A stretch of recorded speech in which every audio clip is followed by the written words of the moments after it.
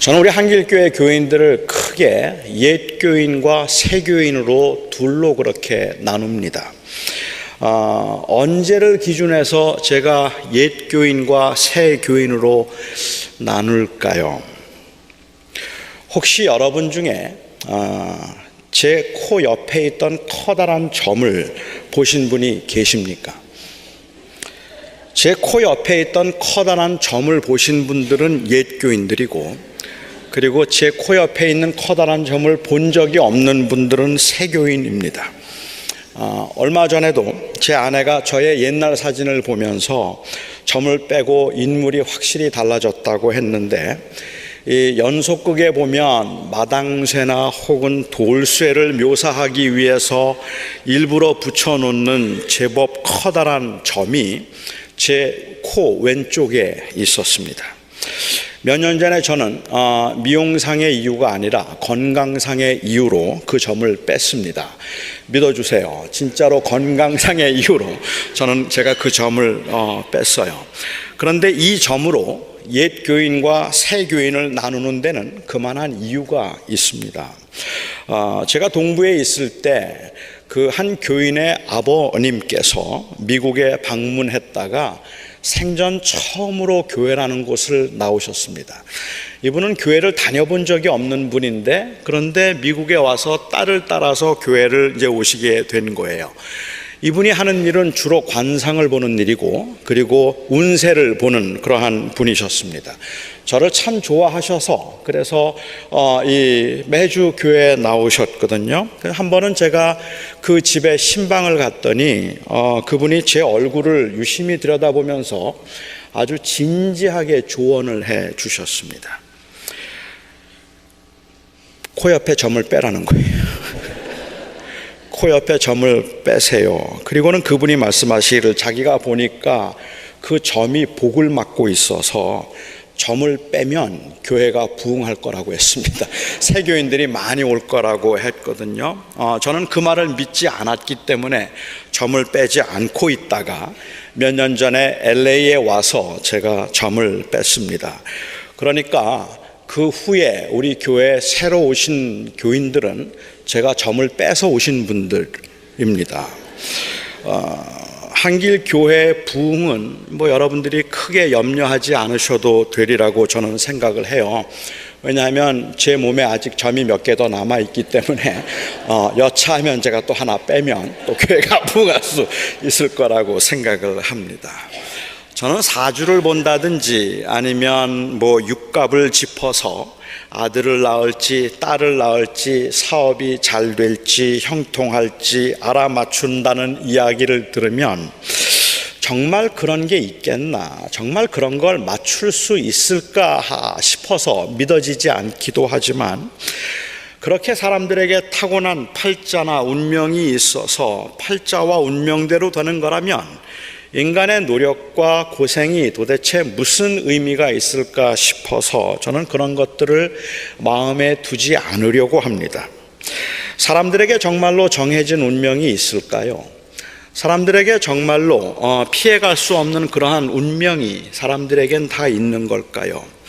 모든 사람들에게는 어느 정도 정해진 운명이 있다는 입장과, 그리고 전혀 백지의 상태에서 스스로 자기의 인생을 만들어가는 것이라는 이 입장 사이에는 꽤 긴 시간 동안 끊임없는 논쟁이 계속되어 왔기 때문에 이 문제를 논한다는 것은 철학적으로도 그렇게 쉬운 일은 아니라고 저는 생각합니다.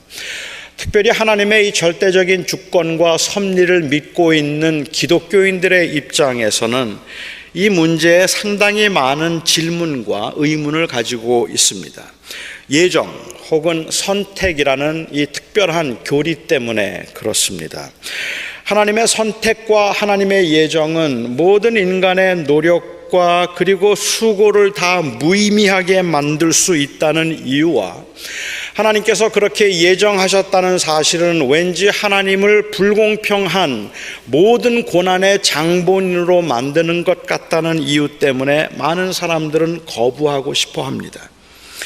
하지만 동시에 하나님의 전지하심이나 하나님의 전능하심을 생각하면 어차피 어떤 사람들의 노력은 참 무의미해 보이기도 하고 불행한 조건과 환경을 가지고 태어나서 힘들게 살아가는 사람들이 엄연히 존재한다는 이 현실에서는 차라리 하나님의 예정을 인정하고 그 고난과 그리고 그 불행 가운데도 하나님의 뜻이 있다고 말해주는 것이 오히려 더 위로가 될 것 같기도 합니다. 이미 정해진 길이 있어서 인간이 아무리 노력을 하고 수고한다고 해도 그건 소용이 없는 일이라는 그 말에 무기력함과 화가 나는 것도 사실이지만, 또한 동시에 인간이 노력하면 노력한 대로 대가를 받는다는 그 말도 전혀 맞지 않는 말이라서 거스릴 수 없는 어떤 운명의 사슬이 있어서 그 운명의 사슬을 벗어나지 못하고 있는 것 같은 좌절을 사실은 꽤 많은 사람들이 경험하며 살고 있기 때문에 그렇습니다. 정말 애를 많이 쓰고 노력하는데 인생은 노력한 대로 되지 않잖아요. 아무리 노력하고 애를 써도 계속 쳇바퀴 돌듯이 그냥 그 자리를 벗어나지 못하는, 그래서 마치 이것이 내 운명인가 보다라고 그렇게 그냥 받아들일 수밖에 없는 상황들이 또 동시에 있기도 하다는 말입니다. 아마도 이런 그 혼란스러움 때문에 오늘 본문 말씀은 저희들에게 참 어려운 말씀입니다. 그들이 태어나기도 전에 하나님이 야곱은 사랑하시고 에서는 미워하셨다는 말은 결과적으로 보면 맞는 말이었는데, 그런데도 우리는 그 말을 이해하거나 받아들이기가 쉽지 않습니다. 오늘 설교에서 제가 선택과 예정의 문제를 다 다루기에는 시간도 짧고 저의 식견도 너무 좁아서 사실은 오늘 이 설교를 시작하면서 설교의 서두를 너무 거창하게 하지 않았는가 싶은 죄송한 마음도 있기는 하지만, 저는 이 야곱의 선택 그리고 에서의 선택, 이 야곱과 에서의 선택의 이야기를 통해서 하나님께서는 무엇을 말씀하고 싶어 하셨을까 하는 하나님의 마음을 좀 헤아려 보고 싶었습니다. 하나님께서도 제가 믿기에는 이런 복잡한 철학적 사변의 화두로 야곱과 에서의 선택을 말씀하셨다고 생각하지 않기 때문에 그렇습니다. 그 충분히 토론할 만큼의 정보와 지식도 주어지지 않은 상황에서 하나님의 선택과 예정, 인간의 운명, 정해진 운명과 그 안에서 인간들이 해야 될 어떤 노력과 의지적인 행위들의 관계, 이런 것들을 논해보라고 주님께서 야곱과 에서의 선택 이야기를 하지는 않았을 거라는 거죠. 아브라함이 75세가 되었을 때 하나님께서는 아브라함에게 나타나셔서 아들을 주겠다고 약속을 하시고, 그 아들을 통해서 그 자손들이 하늘의 별과 같이 바다의 모래와 같이 많게 해주겠다고 약속을 하셨습니다. 그리고 25년이 지나고 난 후에 아들을 하나 주셨습니다. 그런데 이 아들, 외아들이었던 이삭이 40이 되도록 결혼을 하지 않았습니다.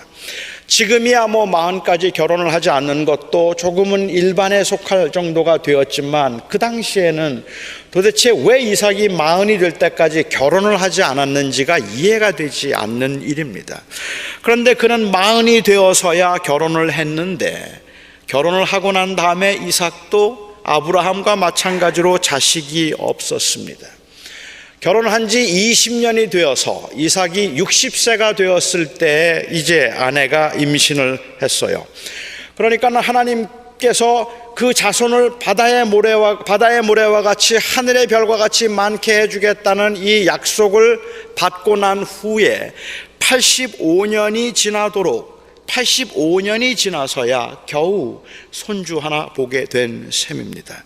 참 많이 기다린 겁니다. 하나님의 약속은 이렇게 더딘 것 같아요.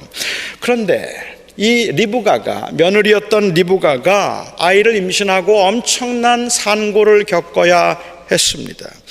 60세에 겨우 자식을 하나 얻었는가 싶었는데, 그것도 이삭이 기도해서 기도의 응답으로 자식을 얻었는가 싶었는데, 이 자식이 20년이 지나도록 이 임신을 하지 못해서 그를 위해서 기도해서 자식을 얻었는가 싶었는데, 그런데 이 며느리가 산고가 너무 심해 힘든 겁니다. 사실은 이삭은 그런 모습을 보면서 너무 안타까워서 이삭이 하나님 앞에 기도하기 시작했어요. 그리고 뜻밖의 그가 들었던 응답은 아내인 리브가가 쌍둥이를 잉태했다는 것이고, 둘 다 큰 민족을 이루겠지만 큰 자가 작은 자를 섬기게 될 것이라는 것이었습니다. 큰아들의 이름은 에서이고 둘째 아들의 이름은 야곱입니다. 물론 이 사건은 이 둘이 태어나기 전부터 하나님의 예정된 계획이 있었음을 보여줍니다. 하지만 저는 하나님께서 이 야곱을 택하시고 그리고 에서를 택하지 않았던 이 사건을 도대체 지금 역사의 한 시점에서 왜 이 말씀을 하고 계시는지가 저는 궁금했습니다. 모든 사람들에겐 다 정해진 운명이 있다는 것을 알리기 위함에서였을까요?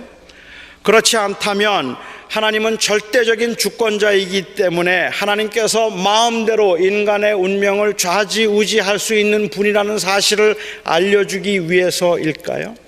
하나님께서는 야곱을 택하셔서 흥하게 하시고 에서를 택하여 망하게 한다 할지라도 그것은 하나님의 절대적인 주권이라는 사실, 그래서 모든 사람들의 운명은 하나님이 다 정해놓으신 것이니까 그냥 아무 말도 하지 말고 하나님의 뜻에 순복하라는 의미에서 야곱과 에서의 선택을 말하셨는가 말입니다.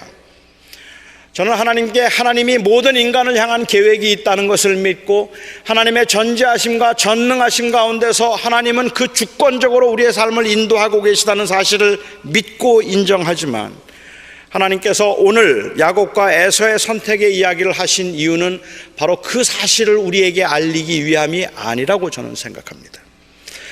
하나님께서 불쌍한 인간을 향해 가지고 계셨던 반드시 이루실 계획은 아브라함의 자손 가운데서 이 다윗이 나오도록 하고, 다윗의 자손 가운데 그리스도가 출생하도록 하셔서 온 인류를 그를 통해 구원하겠다고 하는 것이 바로 하나님의 계획이었습니다. 그러니까 이 선택의 핵심은 하나님이 누구를 누구보다 더 사랑했는가 하는 것이 아니고, 하나님께서는 누구를 더 특별히 사랑하셨는가 하는 것이 아니라 아브라함의 씨에서 반드시 메시아가 나올 것이라는 약속입니다. 하나님은 아브라함을 택하시고 그에게 독자 이삭을 주셨습니다. 그 독자 이삭의 경우에 있어서는 선택의 여지가 없었다고 말할 수 있을 것 같아요. 하지만 이삭에게 쌍둥이 에서와 야곱을 주셨는데, 그 중에 야곱을 통해서, 그리고 또한 야곱에게는 12아들을 주시고 12아들 중에는 유다를 통해서 메시아를 약속하고 계시는 것입니다. 참 이게 전 재밌다고 생각합니다. 창세기를 보면 아브라함의 이야기가 나오고, 그리고 이삭의 이야기가 나오고, 야곱의 이야기가 나오고, 그 다음에 우리가 잘 알고 있는 것처럼 요셉의 이야기가 나옵니다. 요셉의 이야기가 나오기는 하지만 요셉은 하나님이 택한 사람이 아니었어요. 하나님이 선택한 사람으로 나오지 않는다는 말입니다. 이 요셉은 야곱의 자손들로 하여금 애굽에 들어가서 큰 민족을 이루도록 하는 길잡이 역할을 했고, 그 후에 레위 지파였던 모세가 이 큰 민족을 이룬 이 백성들을 이끌어서 가나안에 정착하는 한 나라를 이어가도록 그렇게 하나님께서 그들을 부르셨지만, 그들은 사실은 언약의 주체 대상은 아니었습니다. 언약의 주체 대상은 유다와 그의 자손 다윗이었습니다. 그러니까 하나님은 예수님이 탄생하실 때까지 계속해서 한 사람만 택하신 셈입니다.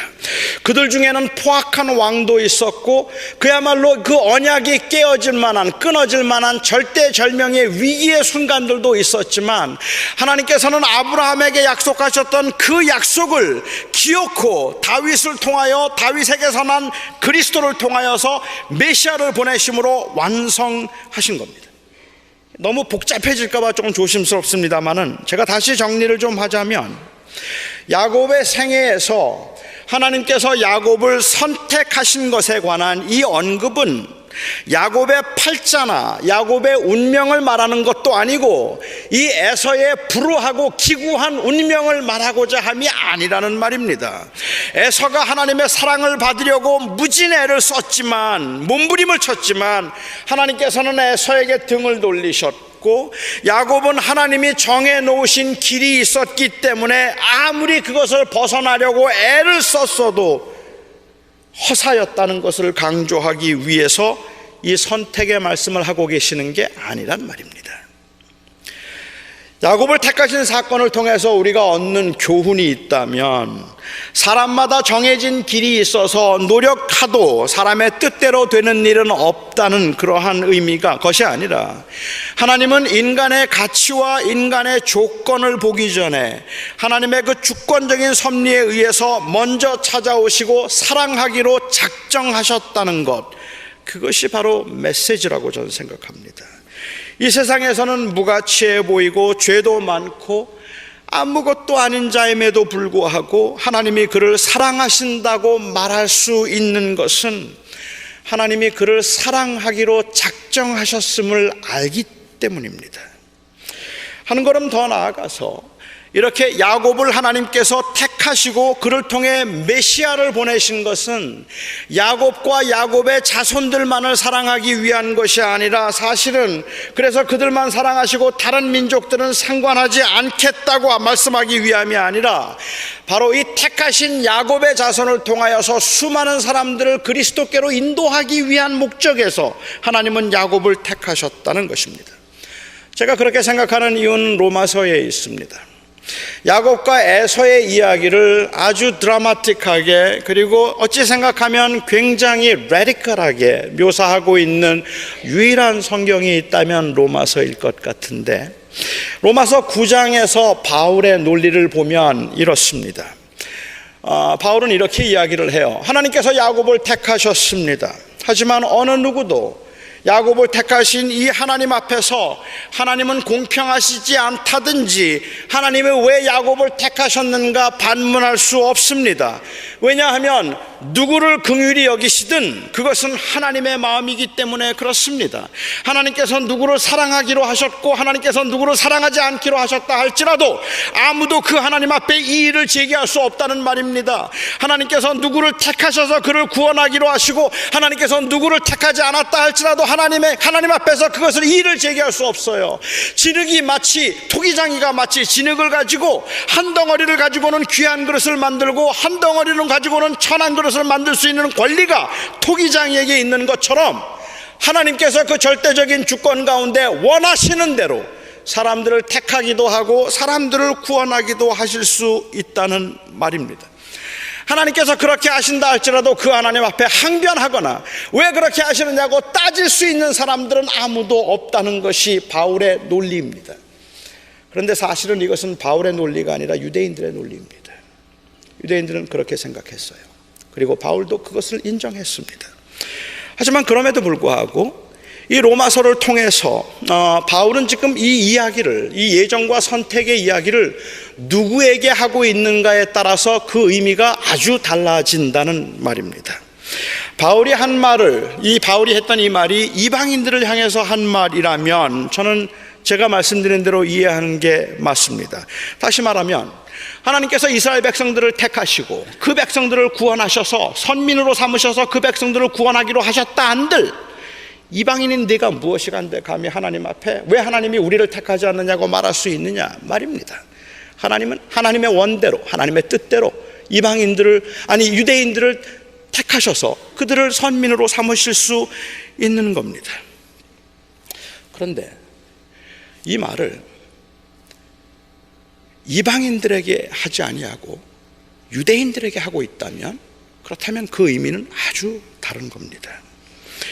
이스라엘 백성들은 자기들만 선민이라고 생각하고 있었거든요. 그래서 구원은 자기들에게만 있고 이방인들은 구원을 받을 수 없다고 말하고 있었거든요. 그런데 바울을 통해서 하나님께서는 놀라운 복음의 비밀을 바울에게 알려주셨습니다. 여기에 말하는 복음의 비밀이란 예수 그리스도를 믿는 자들에게 구원을 주신다는 것뿐만 아니라 하나님의 이 놀라운 구원 계획 가운데 이방인들도 포함되어 있었다는 것이 복음의 비밀이었단 말이죠. 바로 이방인들도 하나님께서 구원하기를 원하신다는 이 복음의 비밀 때문에 바울은 이방인들을 위한 사도가 되었고, 바울은 이방인들을 위한 사도가 됨으로 인하여서 말할 수 없는 고난과 핍박을 받았고, 그리고 또한 순교까지 당하게 되었습니다. 유대인들이 발끈했던 이유는 바로 이것 때문입니다. 자기들이 선민이라고 생각하고 있었는데, 우리들만 선민이라고 생각하고 있었는데, 그런데 하나님의 사랑의 대상에 이방인도 포함되었다는 말을 듣고 발끈했던 겁니다. 있을 수 없는 일이에요. 하나님이 어떻게 이방인들을 사랑하세요? 하나님이 어떻게 이방인들을 구원하실 수 있는가 말입니다. 아브라함의 자손인 우리들이, 아브라함과 야곱과 유다와 다윗을 통하여서 이 땅에 지금 살고 있는 우리들이 하나님의 택한 백성이고 하나님의 선민들이지, 어떻게 이방인들이, 헬라인이, 로마인이 어떻게 하나님의 백성이 될 수 있는가 말입니다. 있을 수도 없는 일입니다. 그리고 그들에게 바울이 말하고 있는 겁니다. 하나님이 이방인들도 택하기로 하셨다 한들 내가 무엇이간데 그럴 수 없다고 말하느냐 말입니다. 하나님이 이방인들도 구원하겠다 하시는데 내가 무엇이간데 그 사람은 구원하면 안 된다고, 우리만 구원해야 한다고 말할 수 있느냐는 말입니다. 그럴 수 없다는 말을 하고 있는 거죠. 그러니까 이 말은 지금 바울이 유대인들을 향하여서 하나님은 모든 사람을 사랑하기를 원하시고 이방인들도 하나님의 구원 계획 가운데 두셔서 천하고 보잘것없고 평생을 하나님을 모르는 채 살았고 율법과 거리가 먼 삶을 살았다 할지라도 예수 그리스도를 통하여서 그들을 구원하기로 하나님께서 작정하셨으니 이것이 은혜이고 이것이 사랑일진데, 그 하나님의 사랑과 은혜를 이방인들에게 하나님께서 베풀기로 정하셨다 한들 내가 어찌 안 된다 말하겠느냐 말입니다.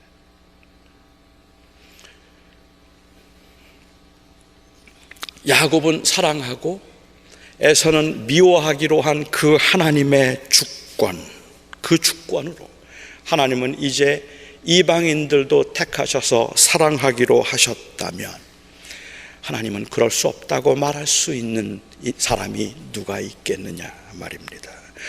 그러니까 바울이 말하고 싶었던 그 선택은 유대인들만을 택하신 exclusive election이 아니라 그곳에 이방인들도 포함되었다는 inclusive election을 말씀하셨다는 말이죠.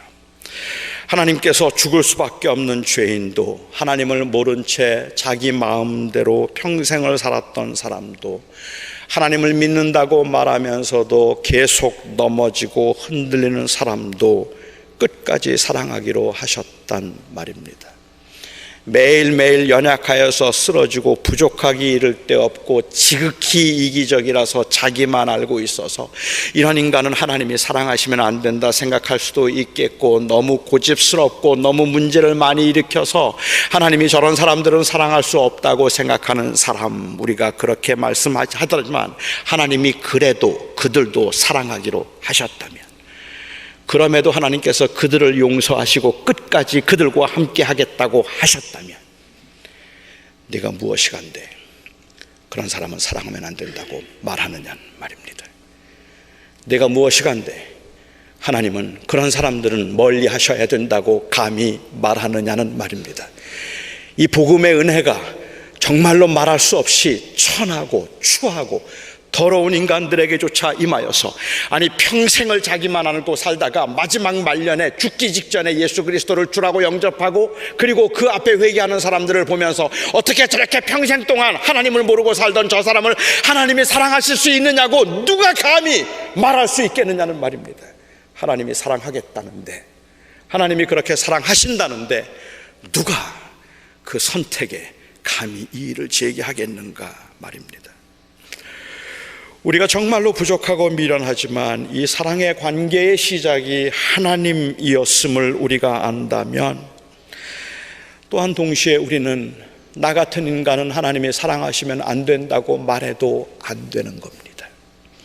비록 여러분들의 모습이 정말 형편없어서 지금 이 자리에 앉아 있는 것조차 부끄러운 분들이 계실지라도 하나님이 정말로 나를 사랑하실까? 나 같은 이 인간을 하나님께서 사랑하실까라고 말하면 안 된다는 말입니다. 왜요? 하나님은 사랑하기로 하셨으니까.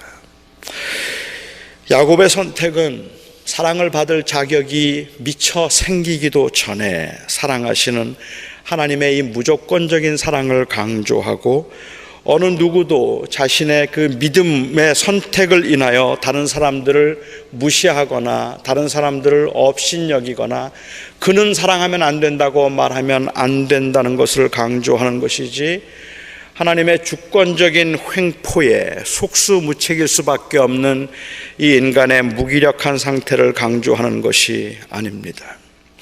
저는 하나님에게 틀림없이 그런 절대적인 주권이 있다 할지라도 오늘 이 사건을 통해서 우리에게 보여주는 것은 하나님이 우리를 그렇게 사랑하신다는 것, 그것입니다.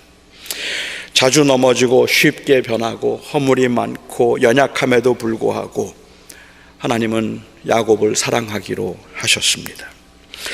어느 분의 말인지는 제가 잘 모르겠습니다만 제가 참 좋아하는 말이 있습니다. There is nothing you can do to make God love you more. And there is nothing you can do to make God love you less.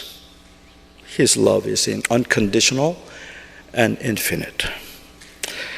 하나님이 당신을 더 사랑하시도록 할 수 있는 것도 없고 하나님이 당신을 덜 사랑하시도록 할 수 있는 것도 없습니다.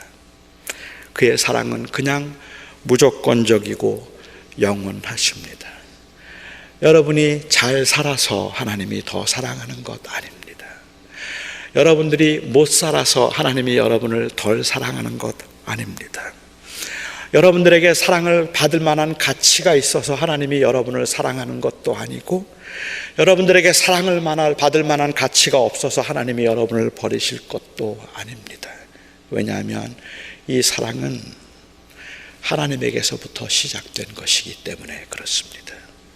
그것은 야곱의 고운 심성도 아니었고 야곱이 가지고 있는 그 가능성 때문도 아니었고 그것은 야곱의 마음속 깊이 감추어져 있는 그럼에도 하나님을 사랑하는 그 사랑이 있었기 때문에 그런 것이 아니라 하나님이 먼저 그를 사랑하기로 작정하셨기 때문에 그랬던 겁니다. 이것이 바로 은혜입니다. 사랑은 인간의 행위의 결과가 아닙니다. 사랑은 우리에게서 시작되는 것이 아닙니다. 야곱을 보면 압니다. 저는 하나님의 주권을 믿습니다. 하나님의 전지하심과 하나님의 전능하심을 믿습니다. 하나님께서 원하시면 모든 사람들을 순식간에 구원하실 수 있음을 저는 믿고 그리하지 않으시면은 하나님의 뜻과 계획이 있음도 저는 믿습니다. 하지만 그래서 오늘 여기에 모인 여러분들 중에 하나님이 선택한 사람들이 있고 하나님이 선택하지 않은 사람이 있어서 선택하지 않은 사람들은 이렇게 와서 예배를 하고 기도를 하고 하나님 찾으려고 몸부림치지만 절대로 구원받을 수 없습니다. 이렇게 말한다면 그것은 성경의 의도도 아닐 뿐만 아니라 저는 그것은 월권이라고 생각합니다. 누구를 택하시고 누구를 구원하실 것인가 하는 것은 하나님의 주권에 속한 일이기 때문에 하나님은 우리가 그것을 알기도 원치 않으실 뿐만 아니라 논하고 판단하기도 원하지 않으십니다. 어떤 분은 이렇게 말씀하실지 모릅니다. 하나님이 정말로 우리를 무조건 사랑하십니까? 하나님은 어떤 경우에도 뭘 해도 하나님은 우리를 사랑하십니까? 그렇다면 우리가 원하는 대로 마음대로 살아도 되겠네요. 예배하지 않아도 하나님이 사랑하시죠. 기도하지 않아도 하나님이 사랑하시죠. 우리가 착하게 살지 않아도 하나님은 우리를 어차피 사랑하실 것 아닙니까? 그렇다면 아무렇게나 살아도 하나님은 우리를 사랑하십니까? 라고 물을지도 모릅니다. 저는 우선은 그렇게 사는 게 과연 가능할지 그건 잘 모르겠지만 저는 그렇게 살아도 하나님이 사랑하기로 한 사람은 사랑하십니다. 하나님이 그렇게 살아도 하나님이 사랑하기로 한 사람들은 사랑하십니다. 왜냐고요? 만약에 그렇지 않다면 저도 여러분도 아무도 하나님의 사랑 못 받아요. 우리 모두가 다 그 사랑을 받을 만큼의 자격과 그런 가치가 우리에게는 없습니다. 성경에 기록된 내용을 통해서 우리가 보는 야곱은 군데군데 하나님을 놓친 적도 많았고 죄의 결과로 인한 많은 아픔을 겪었던 사람입니다. 그런데 하나님께서 그와 동행하셨습니다. 사랑하기로 하셨기, 마음을 정하셨기 때문입니다. 왜 하나님이 야곱을 사랑하기로 하셨는가를 물으면 저는 정말 모르겠습니다. 왜 하나님이 저를 사랑하기로 하셨는지를 물어도 저는 잘 모르겠어요. 그냥 기가 막혀요. 왜 하나님이 나를 사랑하기로 하셨을까? 아무리 생각해도 정말 모르겠는데 그냥 사랑을 받은 사람으로서 제가 할 수 있는 고백은 은혜입니다 하는 그것밖에 없습니다. 왜 하나님이 나를 사랑하셨을까? 왜 하나님이 나를 택하셨을까? 정말 모르겠는데 그냥 그거는 은혜예요. 그런데 이 저의 교만과 악함이 얼마나 극한지, 저는 그것이 은혜로 구원을 받았고 은혜로 택함을 받았음을 고백하고 인정하면서도 다른 사람들을 대할 때는 또 다른 잣대를 제가 자꾸 대려고 해요. 그래서 저 사람은 하나님이 사랑하시면 안 되는데, 저 사람은 하나님이 사랑하지 않을 거야 라고 그렇게 판단하고 생각해서 마치 내가 받은 사랑이 나의 행위의 결과인 것처럼 너무 쉽게 정죄하고 판단하는 제 모습을 발견하게 됩니다. 하지만 그렇지 않잖아요. 우리가 아는 것처럼 어떤 분들은 그런 생각을 하실 것 같아요. 하지만 하나님이 정말로 나를 택하셨는지, 하나님이 정말로 나를 사랑하는지 어떻게 압니까? 난 정말 하나님의 사랑을 원하는데, 난 정말 하나님의 그 은혜를 원하는데 하나님이 나를 사랑하는지 어떻게 압니까? 라고 묻는다면 저는 오히려 이렇게 한번 여러분들에게 반문해 보고 싶어요. 하나님의 사랑을 정말 원하십니까?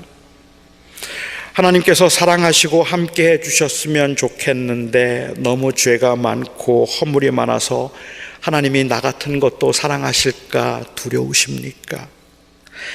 평생을 하나님을 모르고 살았지만 이제 하나님을 좀 가까이 하면서 하나님과 함께 살고 싶으십니까? 만일 여러분들에게 그런 마음이 있다면 이 은혜를 입기 위해서 내가 어떻게 하면 좋겠습니까? 라는 고백보다 오늘 이 시간에도 더 귀한 고백은, 하나님, 이게 웬 은혜입니까? 이게 웬 은혜입니까? 라는 그 고백입니다. 왜냐하면 그런 마음은 그냥 아무나 가질 수 있는 마음이 아니겠다 싶어서 그래요. 하나님께서 정말로 사랑하시기 때문에 그 안에 사랑을 주시고 사랑을 두시고, 그리고 하나님의 사랑하신다는 것을 여러분들에게 계속 거듭해서 확인시키고 있기 때문에 그렇습니다. 너무 초라하고 때로는 너무 한심하고 때로는 한없이 무능한데도, 그러면서도 때로는 정말 더할 수 없이 교만하고 내가 아닌 다른 것들로 나를 포장해서 그럴듯하게 보이려고 하지만 그럼에도 나만 알고 있는 그 허무함과 그 허전함, 공허함, 이것이 저의 모습입니다. 그런데도 불구하고 제 마음대로 살거나 제가 포기할 수 없을 만큼 저는 소중하고, 그렇게 살면 안 되겠다는 각오로 할 수 없음에도 불구하고 다시 일어나야 되겠다는 열망이 생기는 것은 나는 할 수 있다는 의지 때문에 그런 것이 아니라 아무것도 할 수 없는 나를 사랑하신 그 사랑 때문에 그렇습니다. 사랑이 우리를 움직이게 만드는데, 우리의 사랑이 나를 움직이게 만드는 것이 아니라 하나님의 사랑이 나를 움직이게 만드는 겁니다. 내가 할 수 있다는 의지 때문이 아니라 약함에도 불구하고 저를 귀하다 하시는 하나님의 사랑 때문입니다. 너무 형편없어 보이는, 너무 연약하고 너무 미련해 보이는 그 사람을 향해서도 하나님께서 내가 사랑한다 말씀하시면 그것이 은혜인 줄 알기 때문에 우리는 그 사람도 함부로 판단하고 정죄하지 못하는 겁니다. 그냥 다 소중하고 다 귀하고 다 아름다운 것은 그들이 가지고 있는 그 본유적 가치 때문이 아니라 바로 사랑 때문입니다. 하나님의 사랑 때문입니다. 바울은 하나님이 이렇게 저를 사랑하셔서 사랑하기 위해서 만세전에 야곱을 택하셨다고 말씀하십니다. 그렇다면 이 선택은 하나님의 사랑을 제한시키는 것이 아니라 무조건적인 사랑을 드러내는 것입니다.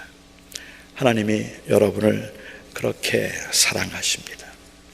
저는 지난 한 달 동안에 많은 교인들을 만났어요. 어려움에 있는 교인들도 많이 만났고 또 이렇게 힘든 분들을 만나면서 저는 한길교회 교인들만 힘든 줄 알았거든요. 우리 한길교회 교인들이 유난히 힘들다고 생각을 하고 참 어렵다는 생각을 했었는데 어디나 힘들더라고요. 너무 힘들고 어려운 가운데 너무 벅차서 믿음으로 살려고 애를 쓰면 쓸수록 꺾이고 흔들리고 넘어지고, 그래서 좌절하고 상심한 채 하나님을 향해서 거의 마음의 문을 닫아놓고는 혹시 하나님이 나를 벌하실까 봐 두려워서 근근히 교회에 그냥 근근히 연명하듯이 신앙생활하고 있는 그분들을 제가 참 많이 뵈면서 제 마음속에 정말 하고 싶었던 말이 있었습니다. 그럼에도 하나님은 사랑하십니다. 그 말이었습니다. 그럼에도 하나님은 사랑하십니다. 그래서 우리가 죄인 되었을 때 그리스도께서 우리를 위하여 죽으심으로 하나님이 우리에게 대한 자기의 사랑을 확증하셨느니라. 사랑하는 성도 여러분, 저는 이 선택의 교리가 하나님의 사랑을 제한하는 것이 아니라 하나님이 이런 죄인도 사랑할 수 있다는 것을 보여주신 참으로 놀라운 교리라고 생각합니다. 하나님이 여러분을 사랑하십니다. 기도하겠습니다.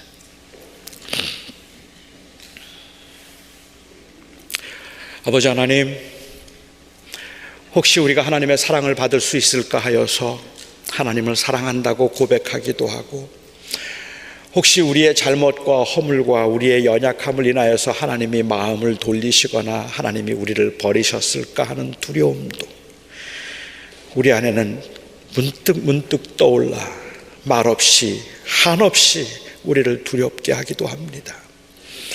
우리는 고난을 당할 때마다, 어려움을 만날 때마다, 힘든 일을 겪을 때마다 하나님의 사랑을 의심할 수밖에 없을 만큼 불안하고 그 사랑에 자존감을 느끼지 못할 만큼 우리는 하나님을 사랑하지 못합니다.